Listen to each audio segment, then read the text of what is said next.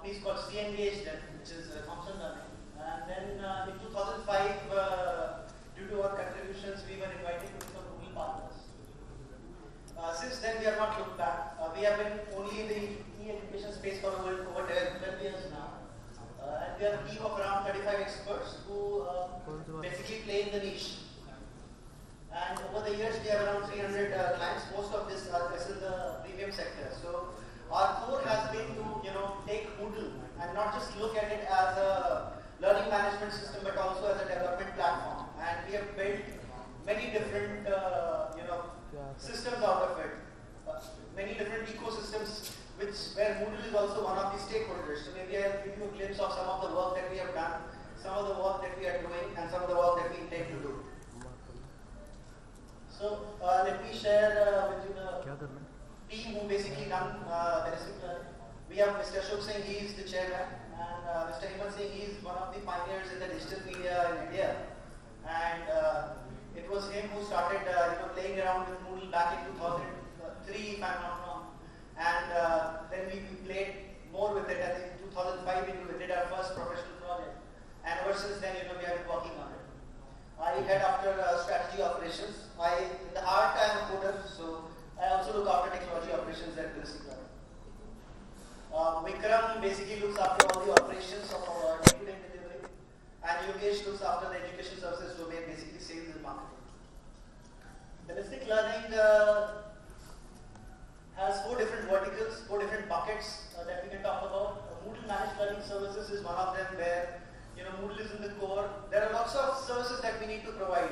It's not just about learning delivery. It involves a lot of consulting. So when people really start using Moodle, there are players who want to understand how they can leverage it to their workflows, how they can leverage it to make sure that they're mapping their workflows, making use of it. So we help our clients do that as well. It's working with some of the entrepreneurs. We also got a chance to build a lot of products on top of Moodle. So, we also help them conceive the idea of how it can be used. And then finally managing and maintaining it, also hosting it for some of our clients. So if you see the second bucket, this is around enterprise implementations. These were mostly nationwide government projects or working with corporates. We built systems, ecosystems, where Moodle was one of the member stakeholders.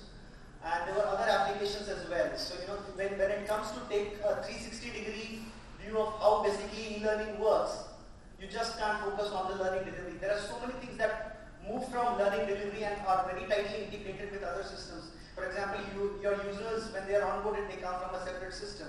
So that architecture has to be planned. So we did a lot of enterprise integrations as well. And then finally, third one is around managed hosting and services. Again, with the premium clients, what we have realized is the scale is too high.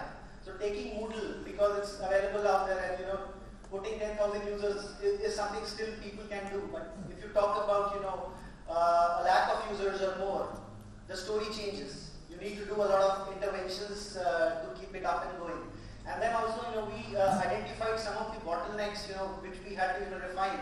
And for doing that, we had to play with it. Also with the Moodle core, sometimes with the operating system level as well.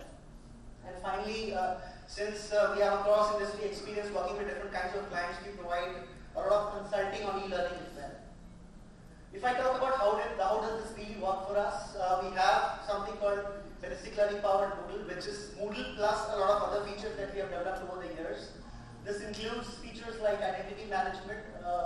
This includes bridges to integrate with other enterprise applications which are out there. This includes how your learners are actually progressing through the course, analytics on top of it.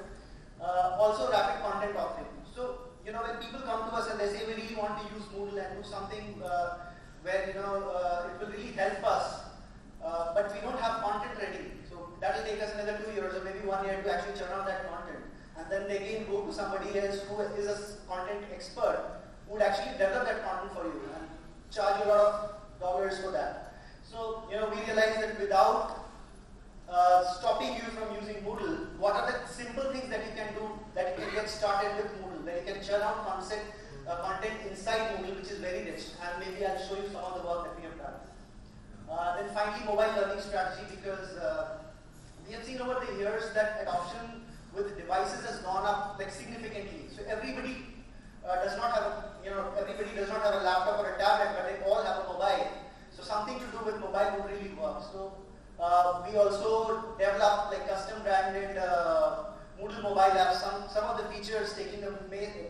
mobile app, developing on top of it, and then we brand it with our customers' logo as well. So we've done that kind of work as well. And finally, pedagogy services. So, lots of customers again come to us, they look at it from a technology perspective, but when it actually means teaching, and in some cases interacting with other, so it's kind of peer education, so where you get to interact with other people, and that kind of learning also happens. So in these cases, you need to identify the right kind of pedagogy, and people are sometimes clueless about it. So what are the principles that they can actually use to make that work? So that comes under pedagogy services.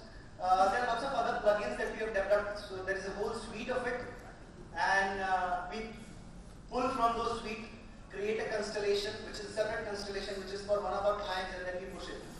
When this thing is ready and it is tested, it has to be finally deployed. So there is this big bucket that you're seeing here, hosting infrastructure. And again, people have different preferences. Some people want to go with Microsoft technologies. Some people want to host it on Amazon. Some want to try out Azure as well.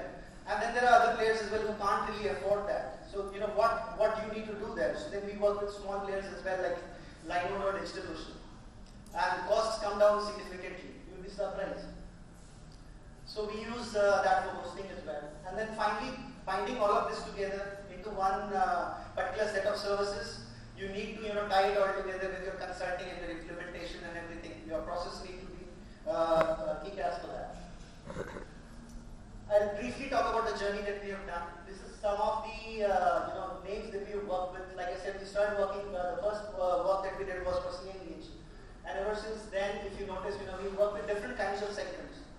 These includes publishers like Xerox is one of the Swedish publishers that we work with. There's Cyber Learning, which was funded by National Education Foundation in the US. We built an entire system for them which had a cataloging then. This was back in 2005, 2006 if I'm not wrong. Then we built a multi-state bar examination system for Wolters Kluwer, the Aspen Law Wing. So this was in the early 5 years. Then we also did some of the nationwide projects. As you can see, Ministry of Education Saudi Arabia had a program to train around 25,000 teachers in the first year, and they wanted a system which had to be multilingual. We architected that system with Moodle, Mahara, and Drupal all together. They were integrated that and formed a seamless application. Some of the business schools, Indian scenario, we work with Indian School of Business and also Sunstone.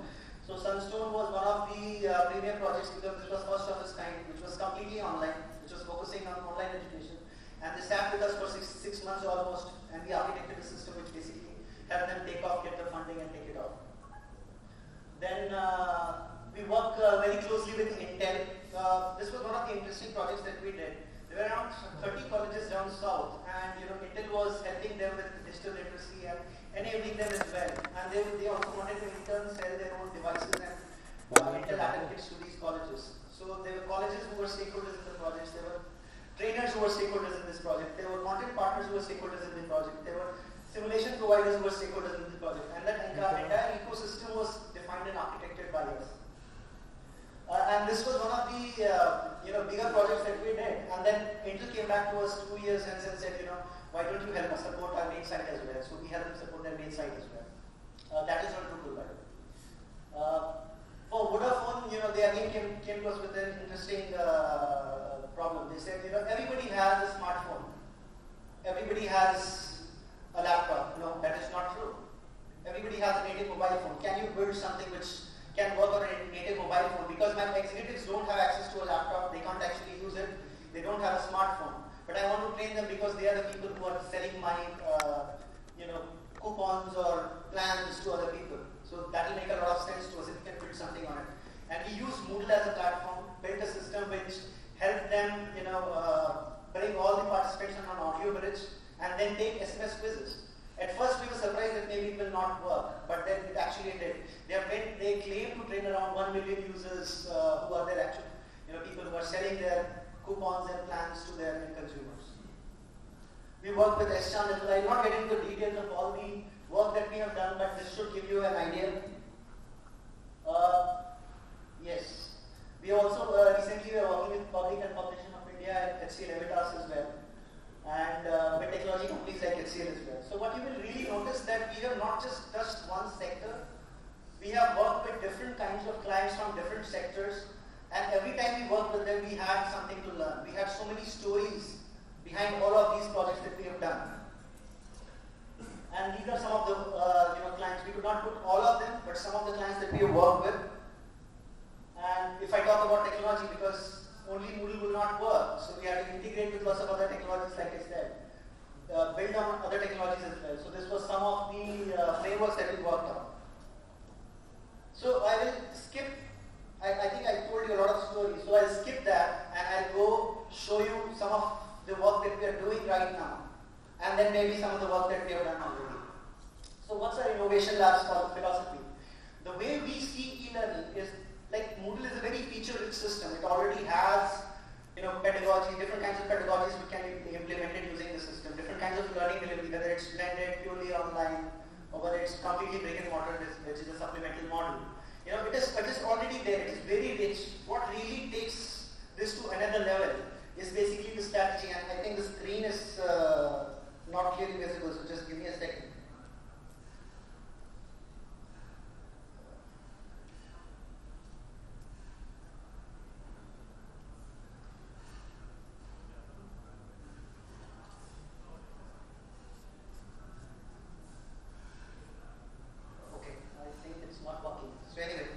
So what I wanted to share was, when we talk to these different kinds of players, they want a social strategy. How will they onboard their users from different platforms?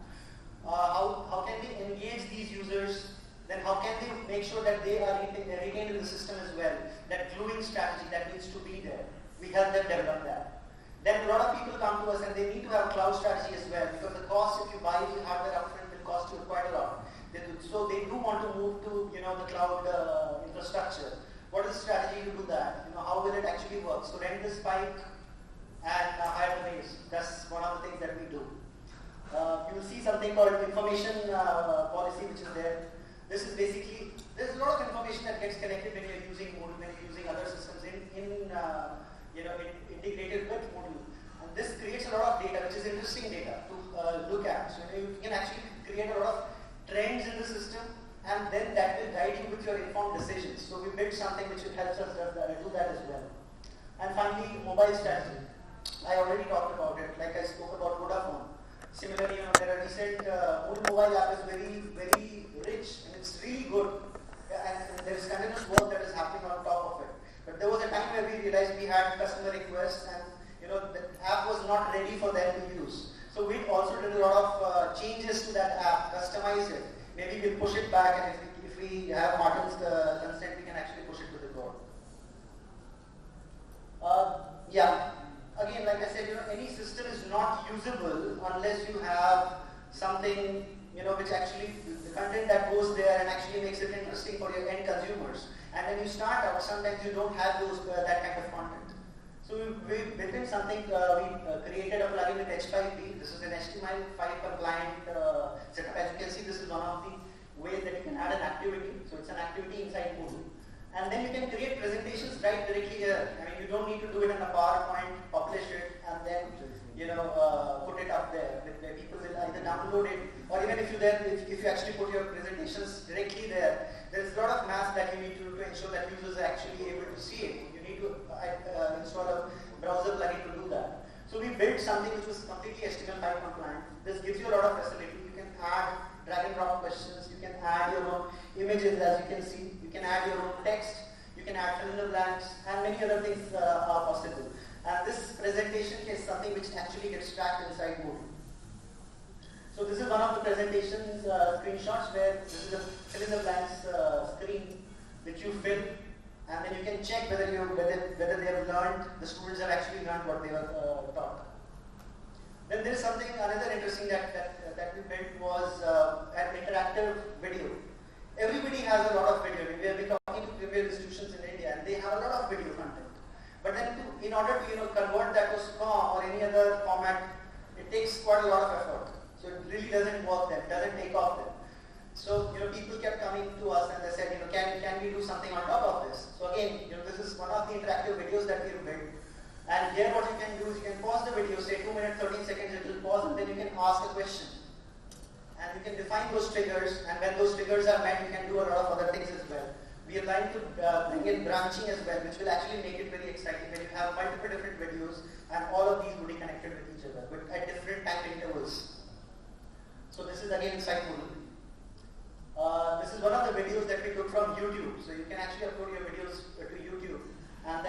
annotations, which means you're not changing the video in the core. You're adding a lot of smart information on top of it, which stays on your site. This is again one of the screens where you can add images, add hotspots on top of it. So let's say, for example, I heard that we had people from the medical fraternity as well, and they are teaching a lot of concepts which require you to identify certain things. And when you actually convert that, you have to either in the earlier days you have to do it in Flash. These days you have to do it in HTML5. Here you take an image, just upload it, put a hotspot, and you actually make it work. I spoke about the Moodle mobile app as well. This was one of the apps that we created for Stanford University, which is in the US, Richmond. And here we created forums, and that support was not there when we built that. There was other work that we also did for one of the other customers that I can't name, but they had something to do with student engagement prior to bringing them on board in their system. This is some of the reports. As you can see, which content is being launched. There are lots of LOs. So this was built for Ashram Harcourt. They are one of the premier publisher agencies. They had a lot of content over 20 years that they had built. They came to us and said, can we house all of this inside the Moodle in one system? And then, because they're selling to lots of schools, track which content is actually getting used, which is not getting used. So we built their system, which basically helped them with that kind of intervention, where you could identify which content is useful, which is stale. And then lots of other analytics and trends. There's something that we are doing with Microsoft Power BI. It's still very early stage, but if we are able to develop this, you will be able to create your own reports, custom reports from different data points inside Moodle. This is one of the screens. If you see the UI, is something which is very user friendly. Similar one. There's another interesting thing that we built for one of the other clients. So the thing that you can see there right now is basically a learning path, and it basically tests you on compliance, learning delivery, whether that was delivered effectively or not, your assessment, whether you're actually performing or not, and then whether you are attending your classes or not. So all of this is getting tracked. It's like a traffic signal which says, okay, everything is green, my courses are running fine. This is again one of the things that we did for Stratford. So Stratford, when they started working with us, they said, I already use Moodle for some years now. I want to push my engagement, student engagement. How can I do that? So we built something. Everybody's familiar with Facebook. So we built something on a Facebook metaphor, and you can actually create a lot of churn by sharing a lot of content, which can actually go to a library, and interactions can also happen, which is very much like it happens with the Facebook wall. This is something that we did on Stratford again. This is the gamification of how learning happens inside the system. We thought, this was just an experiment. It might not really work, but to our surprise, this really changed the game. So what you see right now, there's a tree, there's a learning tree, and as you learn, the tree grows. And then there are three different criteria which basically are pushing to it. One of them is how you're performing. The other one is whether you're completing your activities on time. And the third one is whether you are participating or not. So if you're very prompt, it will also give you score on your promptness, and all of this gets calculated, and then the tree grows. And if you stop performing, if you stop being prompt, the tree will shed leaves. So you'll see for the second student, the tree has shed leaves as well. So this really helped, get the student engagement go up, and that was what we did for Stratford. And the story continues. I can go all day about it. There are so many projects that we have done, and if you are interested, you can reach us. We have booths there, or you can catch hold of me, and then you can either drop us an email or give me a call. I'll be happy to answer your questions. So that's all for now. If you have any questions, I'll take 2 questions, and then because we are already getting late, we'll sign off.